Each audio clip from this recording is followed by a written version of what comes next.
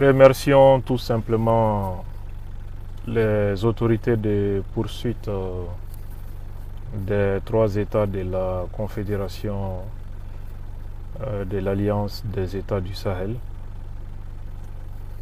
pour avoir décidé d'ouvrir une enquête sur un mercenaire déguisé sous le manteau de journaliste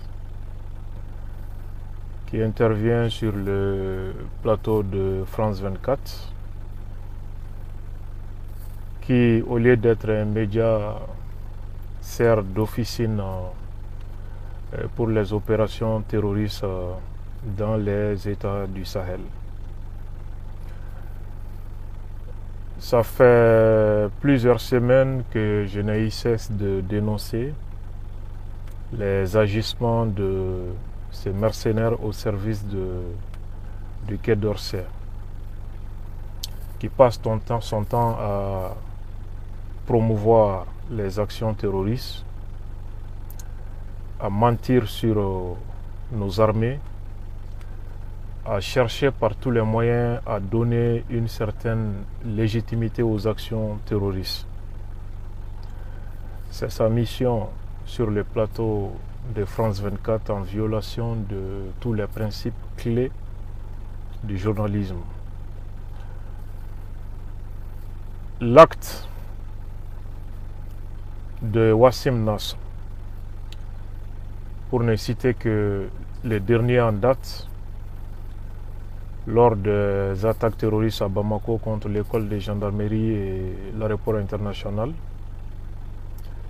où il s'est illustré par des communications étonnantes, déconcertantes au profit des hordes de terroristes,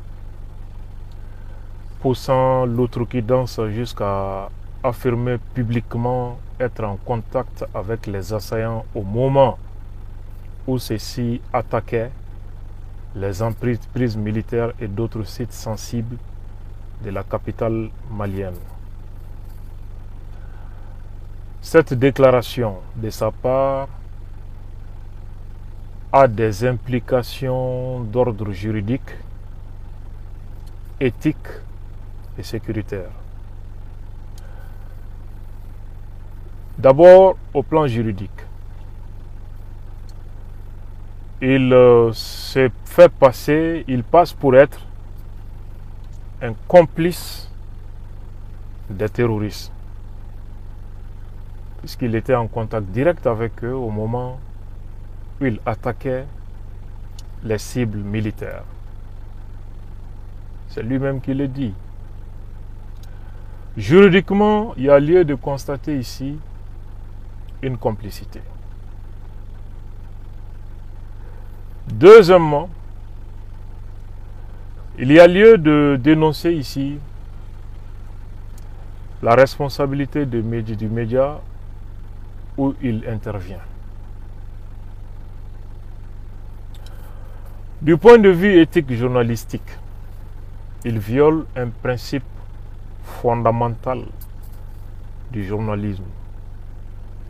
Être en contact avec les groupes terroristes au moment où ils attaquaient un site sensible, une emprise militaire, n'est rien d'autre qu'un soutien, ne serait-ce qu'indirect, à ces opérations terroristes. Les terroristes l'utilisent pour manipuler l'information, pour manipuler l'opinion et pour donner une légitimité à leurs actions. C'est pourquoi ils sont en contact avec lui. Or, le journalisme est fondé sur le principe de neutralité et de l'indépendance qui sont en souffrance ici à cause de cet agissement inacceptable. Il s'agit quand même du terrorisme. France 24 qui affirme sournoisement qui affiche son soutien à un tel journaliste, va jusqu'à dire que non, c'est un journaliste qui recoupe l'information auprès de toutes les sources. Ah, même auprès des terroristes. Et là, ils évitent de dire y compris les terroristes. Ils préfèrent dire plutôt y compris les gouvernements de ces États.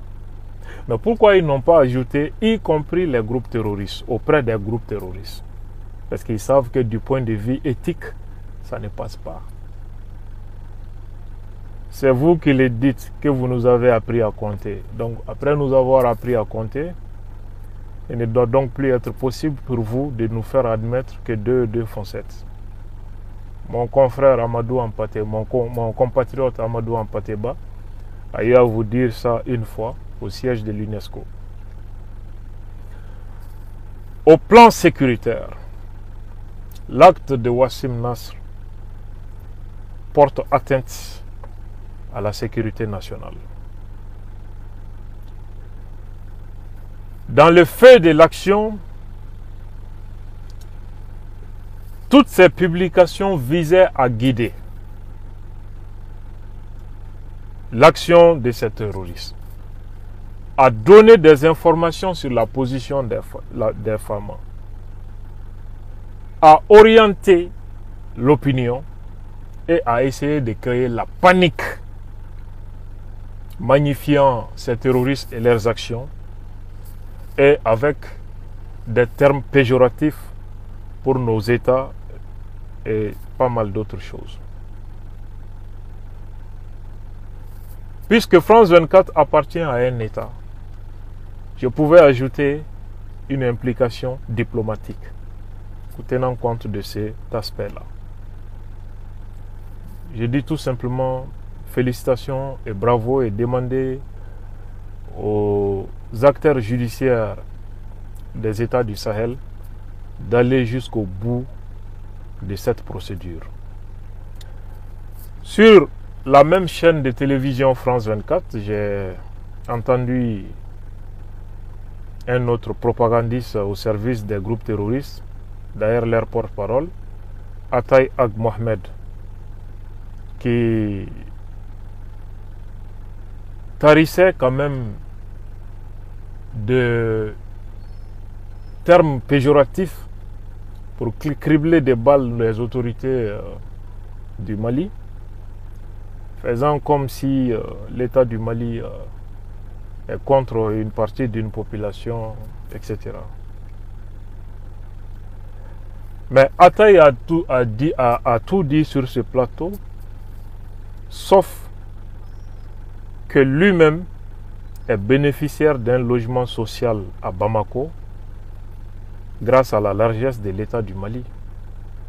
Il a oublié quand même d'ajouter ça, de porter ça à la connaissance de France 24 et des spectateurs de cette chaîne de propagande au service des groupes terroristes.